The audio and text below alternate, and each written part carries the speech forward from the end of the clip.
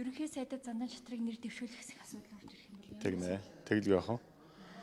Монгол Улсын ерөнхийлөгчөөс өргөн барьсан байгаа. Тэгээ энэний дагуу бол одоо бүлэг хуралданд ар дээр нь байнгын ороо оруулаад тэгж чуулганд оруулна. Байнгын орооны хилцсэн дүгнэлтийг чуулган руу оруулаад хилцээд явчихдаг. бүлгийн гишүүдийн хувьд байнгын орооны гишүүдийн хувьд эрсдэл бүрдэж байгаа юм бол эрсдэл бүрдэхгүй бол хуралдаан бас болохгүй байна. Эрс гайгүй баха.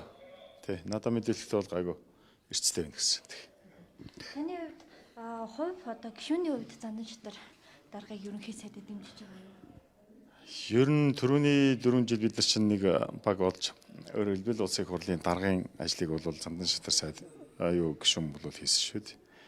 Тэгээд би бас хэлээд байгаа ер нь бол одоо улс орны хэмжээнд энэ бүх асуудлуудыг хууль батлах асуудлуудыг бүхэлд нь харж ер нь улс орны эдийн засгийн холбоотой асуудлуудыг бид нар чинь улсын хурлаар хэлцэж байгаа шүү дээ. Тэр утгаараа бол улсын хурлаар орж иж байгаа бүх асуудлуудыг бол ирэмблэх одоо бас тодорхой хэмжээнд зохицуулт хийх нь бол улсын хурлын дарга үүрэг шүү дээ. Тэр утгаараа л энэ бүх асуудлыг бол үндсэндээ Монгол улсын бүх одоо хууль тогтоолттой холбоотой бүхий л асуудлыг бол эдийн засгийн холбоотой нийгэмтэй холбоотой бүх асуудлыг харж ирсэн учраас одоо боломжтой л гэж харж байгаа.